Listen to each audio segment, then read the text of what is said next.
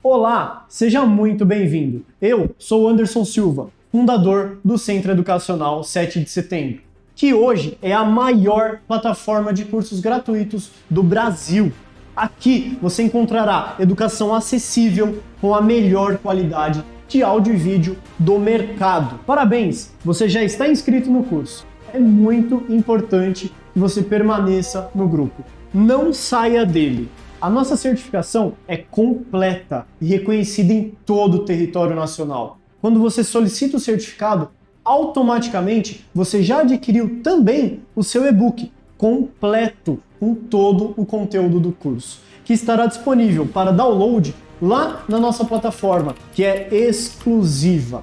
Para isso, existe uma pequena taxa, mas fique tranquilo, o certificado não é obrigatório.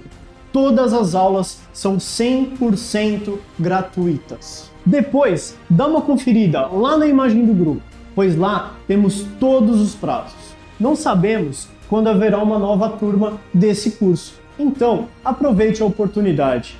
Que Deus te abençoe.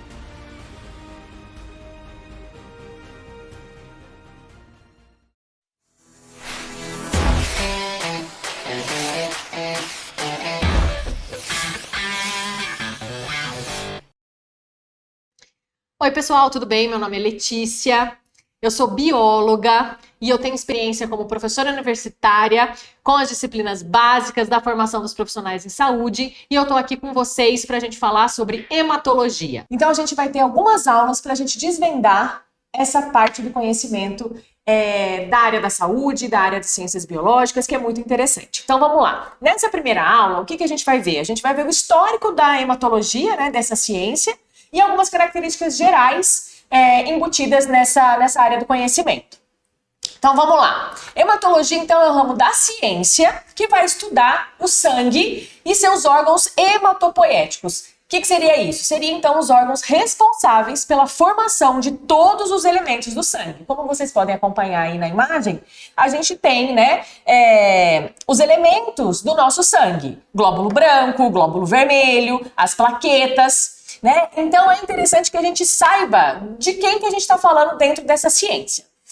Mas antes da gente entrar na ciência, na área do conhecimento da hematologia, vamos então perceber que na nossa cultura a gente faz referência a essa área do conhecimento, que é estudar o sangue, seus componentes e os órgãos que produzem esse tecido sanguíneo, né? Então a gente trouxe aqui algumas frases bem interessantes que fazem então referência ao sangue. Vamos lá então. Olha o que William Shakespeare disse: eu sei de que maneira pródiga a alma empresta juramentos à língua quando o sangue arde. Aquela famosa cabeça quente, né, pessoal? O Thomas Jefferson falou o seguinte: a árvore da liberdade deve ser regada de quando em quando com o sangue dos patriotas e dos tiranos. Esse é o adubo natural. Olha que outro tipo de percepção, né, de referência que ele faz ao sangue, né? O Napoleão Bonaparte disse o seguinte: a bravura provém do sangue, a coragem provém do pensamento. Interessante isso, né?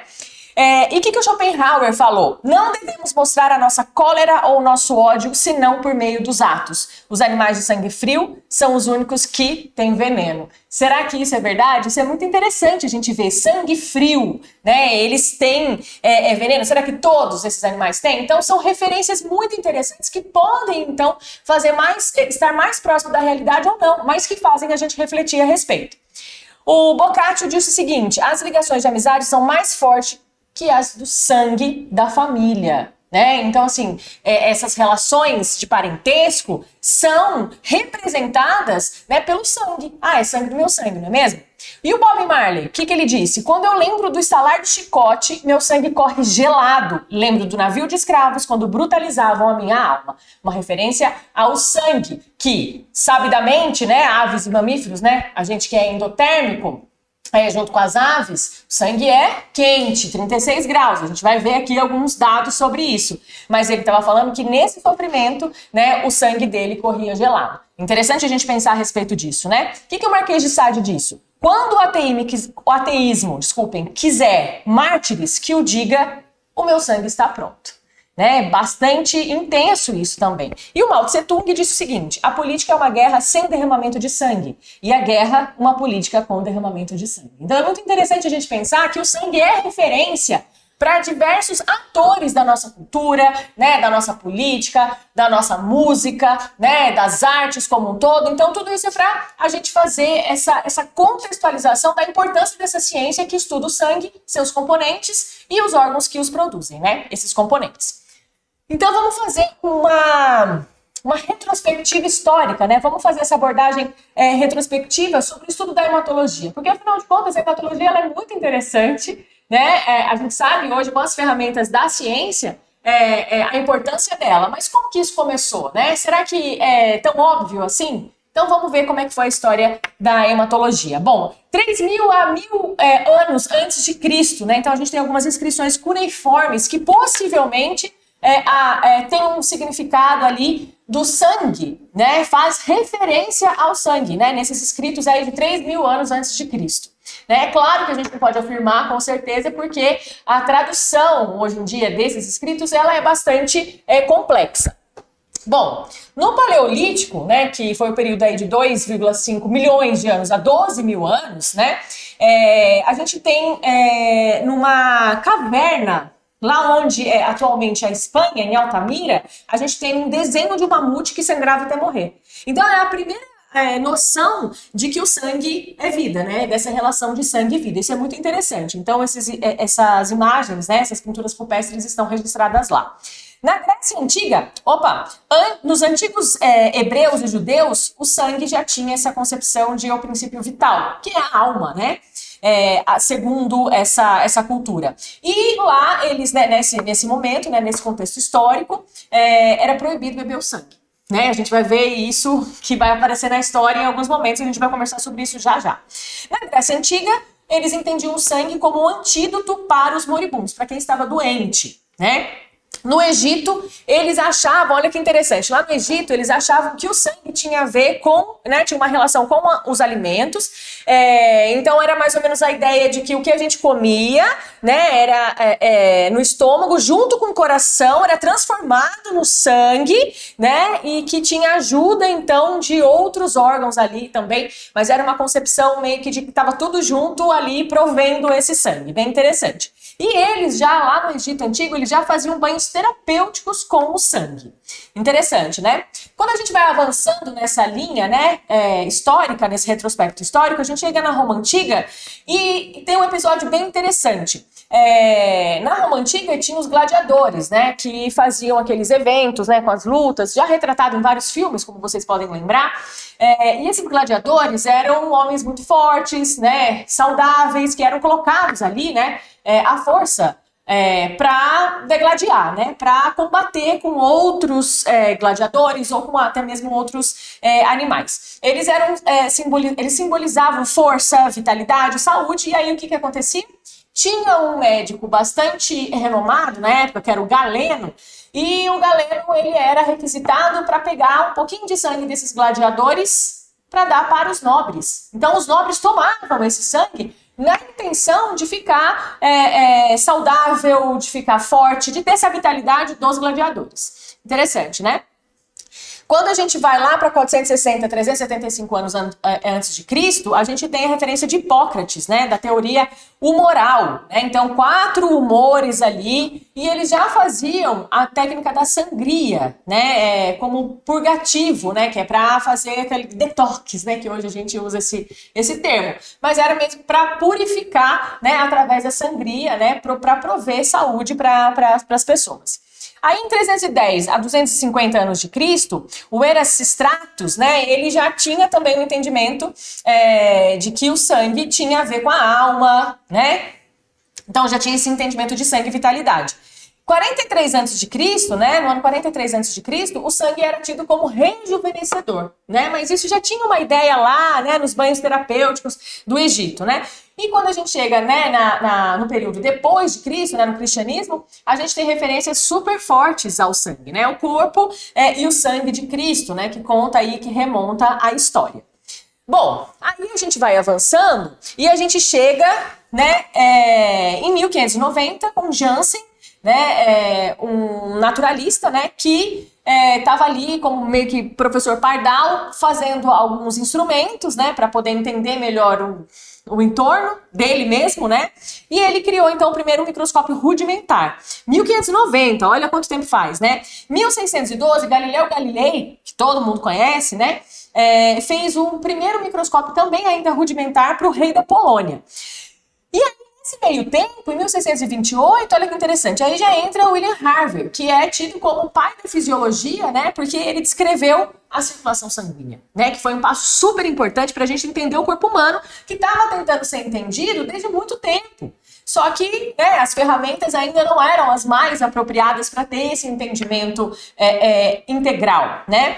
E aí, depois que o William Harvey ele consegue descrever a circulação sanguínea, o Robert Hooke, em 1635, ele faz o quê? Aí ele faz o microscópio realmente fazendo interposição de lentes de aumento, né? O Robert Hooke, então, ele faz o primeiro microscópio com lentes de aumento. Aí a gente tem a teoria celular, né, a parte da teoria celular, que propõe que todos os seres vivos são feitos a partir de unidades estruturais chamadas de células. Porque é nesse momento que se descobre a célula, né? Então, olha que interessante. Antes disso, já tinha tido a ideia da circulação sanguínea pelo Harvey. Um pouco depois entra o microscópio, que faz a gente entender muito melhor a estruturação dos seres vivos, né? Seus componentes, seus órgãos, enfim, isso é muito interessante. Aí começa, então, os avanços para a gente entender os capilares sanguíneos, né? Na França e na Inglaterra, principalmente, 1649, 1661. A gente tem Dennis e o Lauer, né? Fazendo a primeira transfusão sanguínea, mas com sangue de carneiro para humanos, né?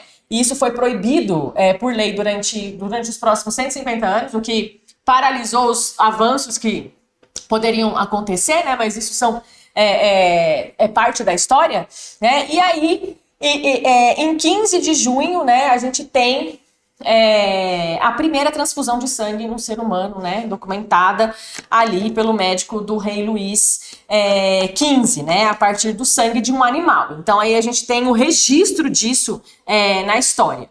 Então é bem interessante a gente saber que há muito tempo a humanidade quer entender o corpo humano e que ela encontrou meios para poder chegar a conclusões de acordo com o que tinha disponível de ferramentas, né, do entendimento, né, dos cientistas avançando e criando instrumentos para a gente compreender cada vez melhor o nosso corpo, né, através da exploração, né, da curiosidade, enfim. Aí a gente vai avançando com o microscópio, com o entendimento, né, da existência da circulação sanguínea, já estavam acontecendo algumas transfusões, então a gente tem ali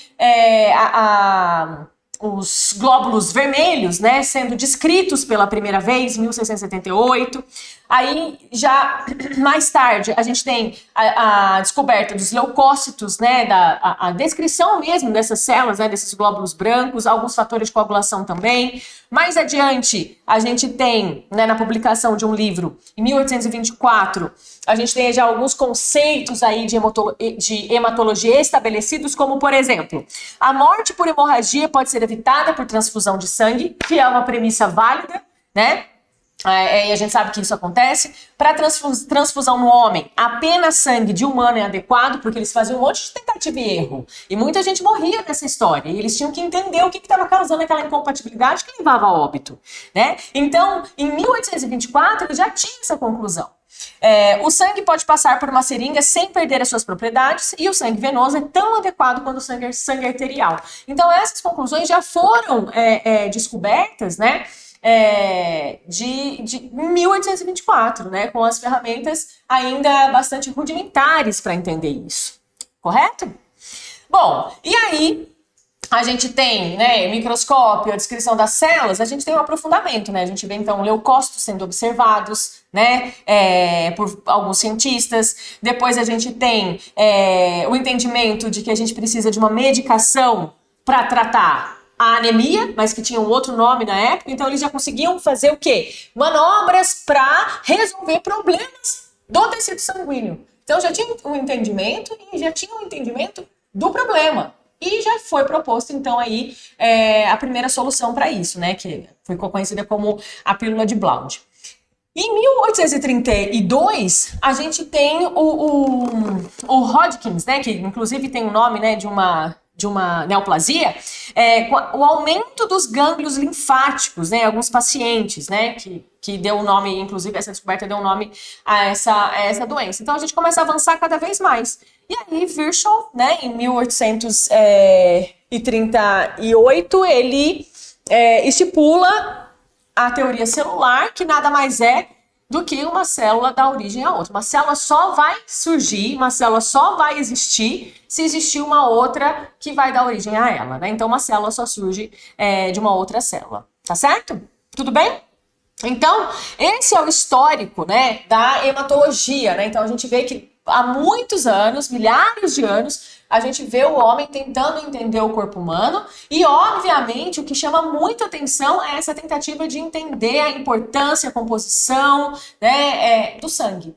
Por isso que a gente tem uma infinidade de termos, né, que fazem referência a sangue. Sangue bom, sangue latino, laços de sangue, pacto de sangue. Não tem uma pessoa que não entenda essas referências como como referências de coisas profundas, intensas, fortes, né?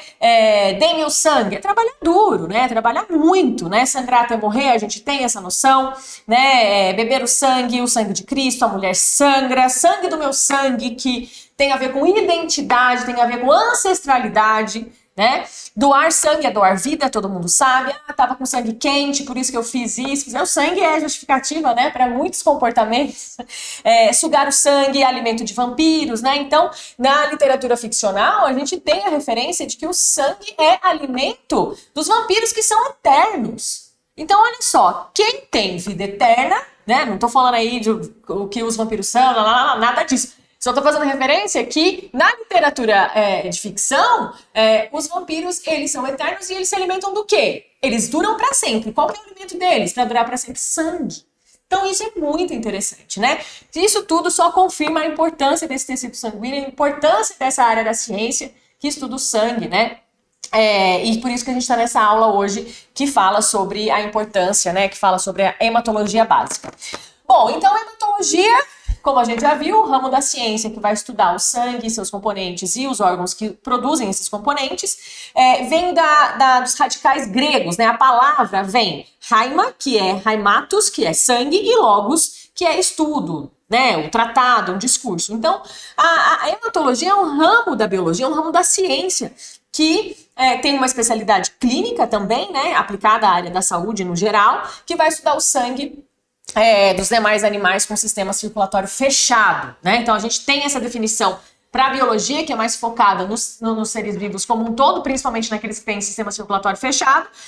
Mas dentro da medicina da área da saúde, a gente sabe que existe uma definição que vai ali mais para hematologia como a ciência que vai tratar do entendimento e das doenças do sangue e dos órgãos, né, hematopoéticos, né, o local onde se produzem essas células do sangue. Então a hematologia, pessoal, ela vai estudar principalmente os elementos figurados. O que são os elementos figurados? São as células, tá? Só que no sangue a gente tem esse nome específico. Elementos particulados são as células sanguíneas. Hemácias, né, que são conhecidas como os glóbulos vermelhos, os leucócitos, que são os glóbulos brancos, e as plaquetas, que são as células responsáveis pela coagulação sanguínea, como a gente já sabe. E a gente vai ver isso mais profundamente mais pra frente. A hematologia também vai estudar a produção desses elementos, né, os órgãos que são responsáveis por isso, né, medula óssea, baço e os linfonodos. Bom, sendo uma área da ciência que estuda o sangue, seus componentes, o funcionamento, sua importância, a hematologia também vai se debruçar, né, a área do conhecimento vai se debruçar tanto no padrão, né, no estado de normalidade do sangue, mas também nas doenças relacionadas a ela, como, né, essa definição já aplicada à área médica, né, para a hematologia. Bom, então, de forma geral, quais são os componentes aí do sangue, desse tecido sanguíneo? Então, se a gente tem uma amostra sanguínea, a gente coloca num tubo e a gente centrifuga, né? A gente faz esse sangue poder separar a partir do peso, né? Que é a centrifugação que funciona a partir disso, né? A gente vai conseguir perceber 3 fases, né? Então, a gente pega essa amostra de sangue que tá vermelhinho, bonitinho, que tá tudo misturado, e a gente centrifuga.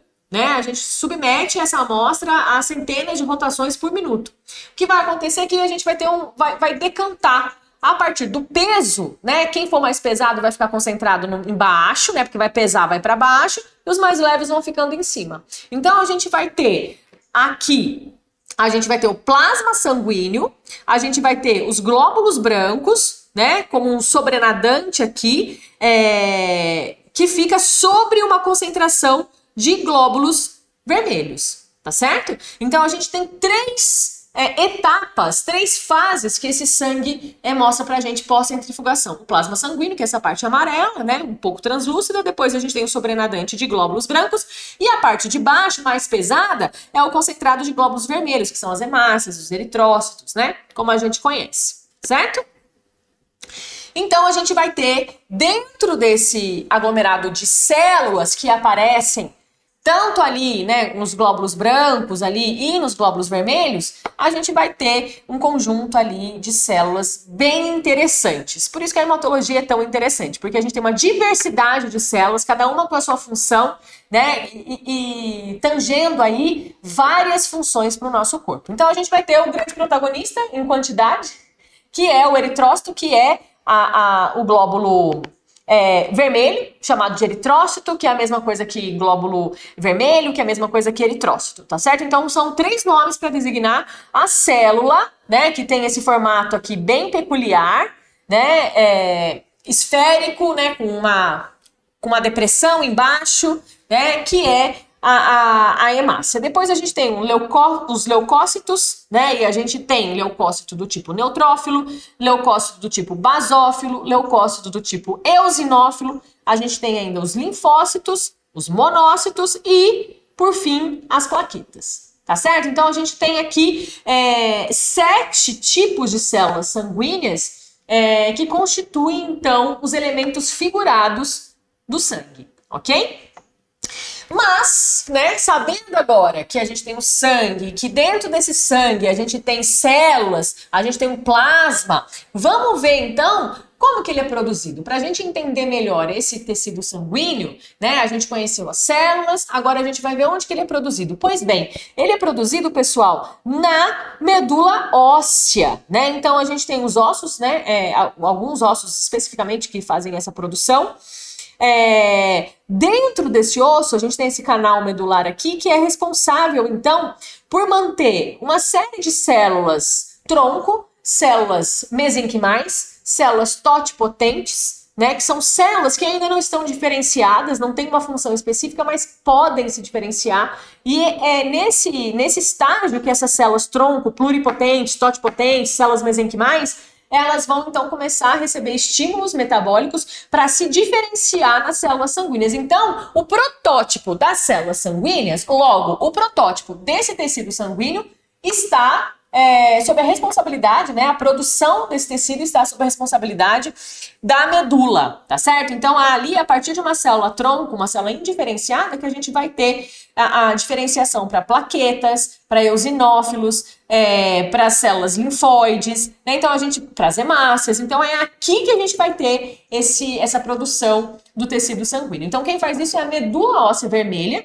que é encontrada dentro no interior dos ossos das costelas, das vértebras, do externo, dos ossos do crânio, né? No adulto, ainda fica ali próximo do fêmur, no úmero também. Então é bem interessante a gente saber que é dentro da estrutura óssea de alguns ossos específicos, como a gente acabou de ver, que a gente tem então a diferenciação ali de células, né, de glóbulos brancos, glóbulos vermelhos, plaquetas, né, que é essa medula então que tem essas células que vão se diferenciar nas células sanguíneas. Mas olha que interessante, né? Então, a gente aprofunda um pouquinho mais aqui, que esse é o objetivo de vocês, aprender, né? E a gente vai para o entendimento de que esse sangue ele começa a ser produzido durante o desenvolvimento embrionário, né? Então, quando a gente está ali, quando a gente observa o desenvolvimento embrionário, durante a vida intrauterina, como é que isso acontece? Não tem osso ainda, né? Então é por isso que é interessante a gente sempre aprender, mas como é que eu vou produzir o sangue do nenenzinho ali que está em desenvolvimento se não tem osso formado ainda? Pois olha que interessante. A partir então desse desenvolvimento embrionário, a gente sabe que é o saco vitelínico, essa estrutura aqui, que vai ser responsável então pela produção do sangue nesse embrião em desenvolvimento, né? Então a gente está falando que até o segundo mês é esse saco vitelínico aqui que vai produzir o nosso sangue. Depois o sangue começa a ser produzido no fígado, no baço, né? Do segundo ao sétimo mês, porque a gente não tem uma estrutura óssea formada, né? Então, primeiro começa no saco vitelínico, depois vai para o fígado e para o baço, e progressivamente, a partir do desenvolvimento do tecido cartilaginoso, né? Da diferenciação de tecido cartilaginoso para tecido ósseo, que a gente sabe que acontece, né? Durante o desenvolvimento embrionário, aí progressivamente a medula óssea começa, então, a ser o principal órgão produtor das células do sangue ali já entre o 5º mês de gestação. Depois que a gente nasce, aí a medula óssea protagoniza, né, essa função, passa a ser o único local para a produção dessas células sanguíneas, né? Em criança, né, esse sangue vai acontecer praticamente em todos os ossos, né, na medula óssea de todos os ossos. Já nos adultos, isso vai acontecer principalmente no externo, como eu falei para vocês, na bacia, nas costelas e nas vértebras, tá certo? Então, quando a gente é criança, praticamente todos os ossos têm essa função de produzir o tecido sanguíneo. Quando a gente é adulto, fica restrito a alguns ossos, como a gente acabou de ver, ok? Bom, e como então que é o processo de produção dessas células sanguíneas? Principalmente a parte da hemácia, né? Que a partir do entendimento da diferenciação da hemácia, a gente vê que é uma sequência de eventos que também são muito parecidos com a diferenciação das outras células. Então, primeiro, esse processo se chama eritropoese ou hemocitopoese, tá certo? Que acontece, como a gente já acabou de aprender, dentro da medula óssea vermelha, que é dentro dos ossos, né? E o que vai acontecer? Lembra que eu falei para vocês que lá, dentro dessa estrutura da medula óssea, existem células indiferenciadas, que são as células pluripotentes, totipotentes, células mesenquimais? Pois bem, são essas células tronco hemocitopoéticas, são os precursores, é como se fossem os protótipos dessas células, né? Que aí vão passar por sinalizações, vão receber sinalizações metabólicas específicas, que vai então fazer a primeira diferenciação para pró-eritroblasto. Pró-eritroblasto. Então é uma fase que antecede, né? Então é a primeira etapa de diferenciação. Não é uma hemácia ainda, não é um eritrócito, mas já está encaminhando para ser. Então a gente tem a primeira diferenciação para pró-eritroblasto. Aí a segunda etapa, depois dessa diferenciação, a gente tem a produção da hemoglobina, que a gente está falando da produção de hemácia. A gente vai ver daqui a pouco que a hemácia ela é uma célula super peculiar porque ela tem a hemoglobina dentro dela. Então, durante essa diferenciação, durante essa hemocitopoese, a gente tem o pró-eritroblasto e depois uma diferenciação para eritroblasto já com a produção de hemoglobina. Então, eu só posso chamar de eritroblasto a partir do momento que eu já tenho hemoglobina dentro. Pró-eritroblasto, eu não posso chamar de eritroblasto porque ainda não tem hemoglobina.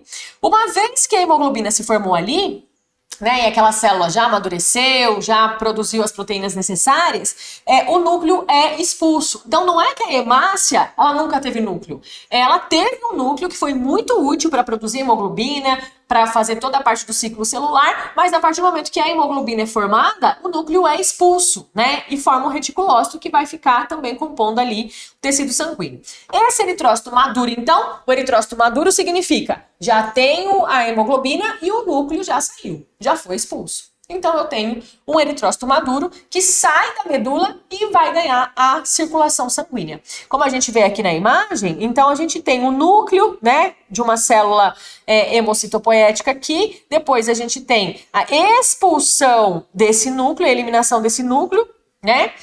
Porque eu já tenho a hemoglobina lá dentro, e aí então eu tenho a maturação, né, a finalização dessa célula, uma vez que o núcleo foi embora, uma vez que a hemoglobina está lá dentro, aí eu posso chamar de eritrócito, né, de hemácia, ok? Bom, então a gente acabou de falar que existe essa medula óssea vermelha que produz, né, essas células sanguíneas, mas a gente tem a tal da medula óssea amarela. E olha que interessante, a gente tem que falar sobre isso. Conforme a gente vai crescendo, né? A gente vai virando adulto, essa medula tá produzindo sangue ali, beleza, mas ela já trabalhou muito no desenvolvimento embrionário, né? A partir do 5º mês a gente já sabe que ela já começa a produzir. Durante a infância, todos os ossos ali estão nesse trabalho de produzir tecido sanguíneo, de produzir o sangue. E conforme a gente vai envelhecendo, a gente vai tendo uma desaceleração desse ritmo de produção de sangue. Então, o que vai acontecer? A gente vai ter uma parte da medula óssea vermelha passando a acumular gordura, né? Vai começar a parar de trabalhar tão intensamente, né? E vai se transformar na medula óssea amarela. Então, como é que é essa medula óssea amarela? Ela foi um dia a medula óssea vermelha, ela já trabalhou bastante, mas agora ela está diminuindo esse ritmo, né? Então, ela é encontrada na cavidade dos grandes ossos, né? A medula ali, né, que é amarela, por quê? Por conta desse tecido adiposo, desse acúmulo de gordura. Então, o que a gente vai ter lá são células adiposas, né, que são células que acumulam lipídio dentro delas, e algumas células aí mesenquimais ali que podem produzir, né, algumas poucas células sanguíneas primitivas, que são aquelas células mesenquimais, que são aquelas células totipotentes que podem aí se diferenciar na necessidade, né, dessa produção de tecido sanguíneo. Então, aqui a imagem mostra pra gente justamente essa medula amarela, que é um acúmulo de gordura, onde a medula vermelha já trabalhou bastante, produzindo bastante sangue, ok? Tudo bem? Então, a gente tem essa diferenciação. Bom, agregado, né, fazendo parte desse estudo, né, de hematologia, a gente tem um tecido linfático também. E por que a gente fala de tecido linfático quando a gente fala de hematologia? Porque o tecido linfático é um sistema que permite, então, a drenagem do sistema venoso, né? Que tem a ver com a circulação sanguínea, né? Então, esse tecido linfático ele vai garantir o retorno dos fluidos, né, dos tecidos, né, que está circulando ali. Esses líquidos voltam ao sangue, fazem parte do sangue para começar a circular. Então, o tecido linfático faz parte, né? Porque essa circulação dessas substâncias que voltam para o sangue está ligada, então, à circulação sanguínea e aos líquidos teciduais. Esse sistema linfático, o tecido linfático, ele é responsável, que também é um motivo para a gente estudar sistema linfático na hematologia, é justamente porque essa parte linfática é responsável pela defesa, né, do nosso corpo, né, por alguns órgãos, né, que produzem algumas células do nosso sistema imunitário, como por exemplo o timo, o baço, os linfonodos, os gânglios linfáticos, os nódulos linfáticos. Então a gente vê aqui na figura que é como se fosse uma circulação paralela, né, que está associada a alguns órgãos, né, que tem a ver com o nosso sistema imunitário também. Se é o sangue que produz glóbulo branco, que a gente vai ver daqui a pouco, que são células responsáveis pela defesa do nosso organismo, então isso justifica a gente falar de tecido linfático aqui. Bom, associado a esse tecido linfático, que por sua vez a gente acabou de concluir, que faz parte, né, do entendimento da hematologia, a gente tem o timo. O timo, ele faz o quê? Ele tem uma função protetora, ele produz anticorpos, é uma produção complementar de anticorpos, ele é responsável também pela produção de alguns hormônios, né, estimula alguns órgãos linfáticos, onde a gente tem a produção de linfócitos T, a diferenciação desses linfócitos T, então o timo está associado ao sistema linfático e ao sistema circulatório também. Assim como o baço, que é responsável por remover, então, as células que estão gastas, as células sanguíneas velhas. Então, é um órgão que faz esse monitoramento do que precisa ser eliminado, né? E que também vai monitorar a quantidade de sangue que está circulando no nosso corpo. Então, o baço é bastante importante nesse sentido aí para a circulação sanguínea. Pois bem, e vocês já ouviram aqui eu falando tecido sanguíneo, me referindo ao sangue como tecido sanguíneo. Então, quando a gente vai lá para a histologia, que é uma outra área do conhecimento, que vai estudar os tecidos, tecido ósseo, tecido cartilaginoso, tecido epitelial, o entendimento de tecido é que a gente tem algumas células que têm funções específicas e essas células estão permeadas, estão no meio que a gente chama de matriz extracelular, que é um líquido produzido pelas próprias células desse tecido e que tem algumas características, algumas proteínas específicas, né? Algumas fibras proteicas. Por exemplo, o tecido sanguíneo também a gente pode entender como um tecido justamente por quê? Porque é um conjunto de células que está imerso no líquido. São os elementos figurados, que são as células, que estão imersas no plasma sanguíneo. né? Então é por isso que a gente tem o entendimento do sangue como tecido também, conjunto de células que está ali permeada por um líquido que as próprias células produzem. Então o tecido sanguíneo, gente, ele é um tecido que é líquido, né? Ele é uma massa líquida com movimento unidirecional, mediado pelos batimentos cardíacos, né? Pelas contrações do coração, como a gente vê no sistema cardiovascular. A gente tem aqui a média de 4,7 litros de sangue numa pessoa adulta, tá? E o sangue, né? Esse tecido sanguíneo, ele é super importante porque é a partir de um simples exame de sangue que a gente pode, então, revelar várias patologias, né? Referente a parasitas, referente a bactérias, referente a vírus. Então, o sangue é um parâmetro super importante para a gente monitorar a nossa saúde. Isso é muito interessante. De forma geral, quais são as funções que a gente pode atribuir para o sangue, né? Porque nas próximas aulas a gente vai aprofundar um pouquinho mais sobre essas funções. Mas, de forma geral, fundamentalmente, o tecido sanguíneo, né, o sangue, né, é um tecido que vai transportar, que vai circular substâncias nutritivas, gases respiratórios, como oxigênio, gás carbônico. Vai também circular os produtos de excreção para ser filtrada, por exemplo, pelos rins para formar a nossa urina. Vai circular os hormônios que são produzidos por diversas glândulas. Então pensa, a gente tem um exemplo bem interessante, que é a nossa hipófise, que está no nosso cérebro, que vai produzir alguns hormônios que vão ser úteis nos ovários, por exemplo, né? Então, olha, tá lá na base do cérebro, mas vai agir lá nos ovários. Então, como é que isso vai acontecer? Circulação sanguínea. Então, o sangue vai circular essas substâncias para que elas cheguem, né, que são os hormônios, para que cheguem nas células, nas células alvo, né, no órgão alvo, que aquele hormônio vai ser útil. Correto? Então, a circulação é responsabilidade, a circulação de todas essas substâncias, entre elas os hormônios, como a gente está falando aqui agora, é de responsabilidade desse tecido sanguíneo. Os anticorpos também são circulados a partir desse tecido sanguíneo, sais minerais também. Então, se a gente pensa na nossa digestão, a gente comeu alguma coisa ali que vai disponibilizar vitaminas, que vai disponibilizar nutrientes. Isso tudo só vai ser possível porque, primeiro, eu tenho um sistema que vai digerir e vai disponibilizar os elementos para que eles sejam absorvidos pelas células. Só que disponibilizar os alimentos para ser absorvido pelas células vai requerer o quê? Que esses nutrientes cheguem até as células. E isso é trabalho do tecido sanguíneo. Então, ele vai carregar isso para que as células possam capturar esses nutrientes, correto? Então, para isso, a gente tem uma circulação sistêmica, né? A gente tem a pequena circulação, a grande circulação, como vocês aprendem, né? E buscam em sistema circulatório essas informações, que está atrelado, então, a uma bomba propulsora, né? Que é o coração, que vai, então, receber o sangue que vem do nosso corpo, né, que está circulando com as excretas nitrogenadas, com o CO2, com tudo ali que é produto do nosso metabolismo, vai voltar pro coração, né? Então, tá vindo do nosso corpo, vai pro coração e vai ser bombeado para os pulmões para poder fazer essa troca. E depois dos pulmões volta, então, pro coração para ser bombeado pro restante do corpo. A gente tem a diferença de sangue venoso e sangue arterial, né, com diferenças macroscópicas da cor, por exemplo. Então, olhando a cor do sangue venoso, a gente vê que é um sangue mais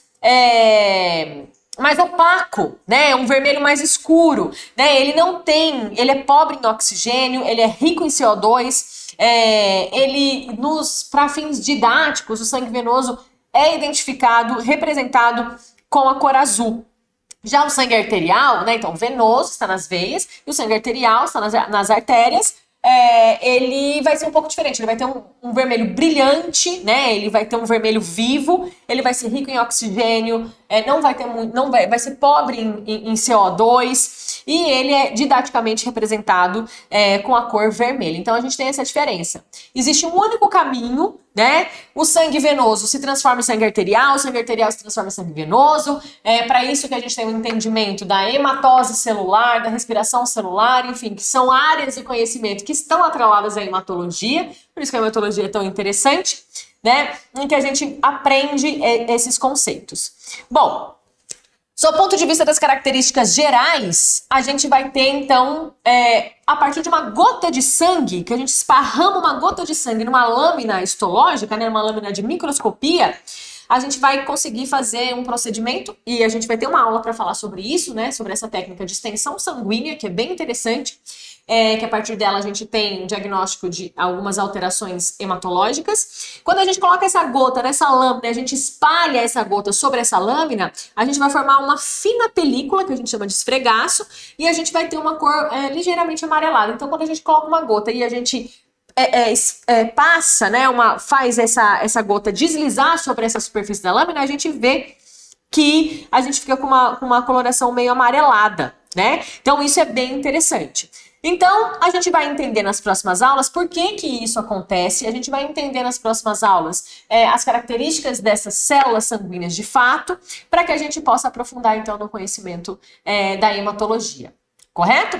Então, recapitulando com vocês aqui agora, a gente falou do histórico da hematologia nessa aula, e a gente falou sobre algumas características gerais do sangue, de quem produz esse sangue, dos órgãos que estão associados a esse tecido sanguíneo, né? E agora a gente vai aprofundar. Lembrando que a gente falou sobre alguns termos da nossa cultura, né, da nossa arte, da nossa música, que fazem referência ao sangue, para a gente começar a entender a intensidade, a importância dessa área do conhecimento científico, né, que é utilizado, inclusive, como referência para a nossa cultura geral.